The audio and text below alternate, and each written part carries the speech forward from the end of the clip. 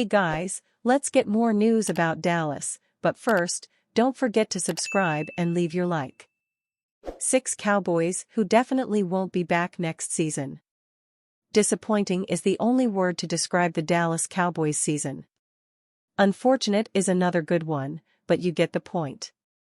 In what could be Mike McCarthy's last game as the team's head coach, Dallas once again came out and competed against the Washington Commanders. While Trey Lance was up and down in the pocket, Mike Zimmer's defense had Jaden Daniels in a blender before Dan Quinn turned to backup Marcus Mariota for the second half. It was great to see the team fight tooth and nail in another meaningless game. However, several players who took the field on Sunday might not be back in 2025. The Cowboys' list of free agents is substantial and the front office needs to set aside money for in-house extensions. That will lead to some cutthroat decisions. We'll know the fates of every player soon enough, but right now it is safe to say these players definitely won't be back. Desperate for some depth in the defensive trenches, the Cowboys signed Linval Joseph in August to rotate with Motzie Smith at nose tackle. While Smith came on strong in the second half of the season, Joseph outplayed the 2023 first-round pick for large stretches. Pretty impressive for a 36-year-old, don't you think? Signed to fortify the run defense, Joseph flashed most as a pass rusher. He posted the second-highest pass rush grade of his career, per Pro Football Focus.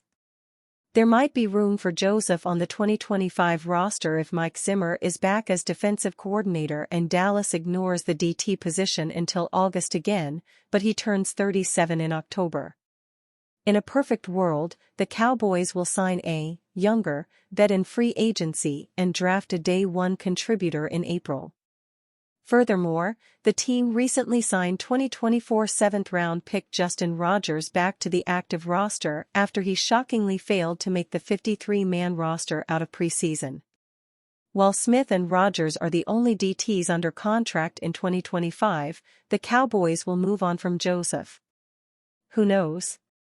The two-time Pro Bowler could even retire. He exceeded admittedly low expectations, but the front office needs to find a more impactful rotation piece next to Smith. Her dad's death inspired her to become a Dallas Cowboys cheerleader. Now she works 3 jobs to live out her dream, exclusive.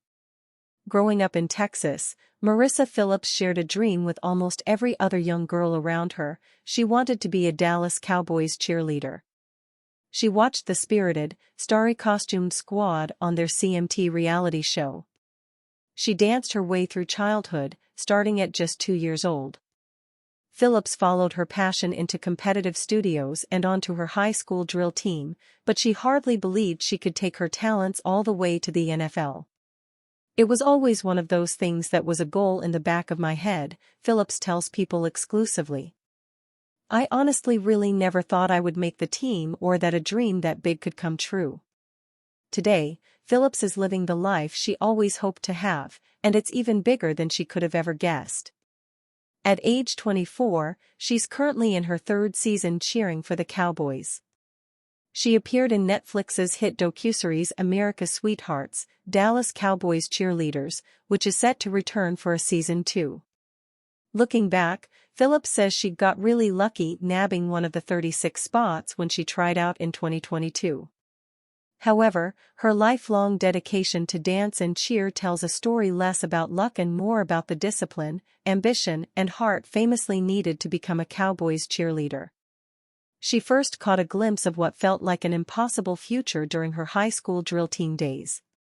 The team often performed on a football field, and Phillips took the opportunity to get familiar with the turf from a dancer's perspective.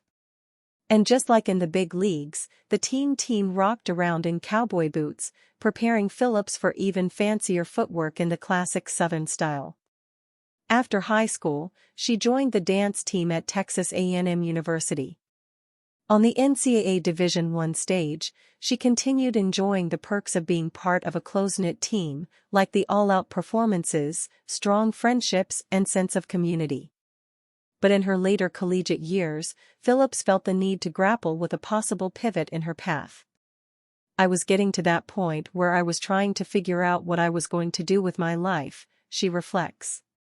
Just as her head was turning away from any future on the NFL field, heartbreak urged her to reassess. In 2021, Philip's dad died from Lewy body dementia. His death shifted a big mindset in me, she tells People. I was like, you know what? I'm going to go for my dreams, life is short. She decided to take the leap and try out for the Dallas Cowboys cheerleading team. My dreams came true, says Phillips, who signed on as a rookie just a few months after graduating from Texas A&M in 2022. Between busy game days, promotional obligations, travel demands, and strict rehearsal schedules, it's hard to overstate how much work goes into being one of America's sweethearts. Micah Parsons sends recruiting pitch to Miami Dolphins WR Tyreek Hill to join Cowboys. The Dallas Cowboys finished the season 7-10 and will miss the playoffs for the first time since 2020. Now, the focus has shifted to the offseason, and that means Dallas has to figure a lot of things out in terms of their roster. All-Pro defender Micah Parsons has already gotten a jump start on how the Cowboys can be better in 2025. It's no secret that Dallas has one of the best wide receivers in the NFL in CeeDee Lamb. However, it's also common knowledge that the Cowboys don't have a threat at receiver besides him, making that position a big priority before next season. Parsons took to social media to make a pitch to Miami Dolphins receiver Tyreek Hill to bring his talents to the Cowboys. Hill is currently at a crossroads with the Dolphins. The six-time All-Pro restructured his deal this year and has 2 more years remaining on it.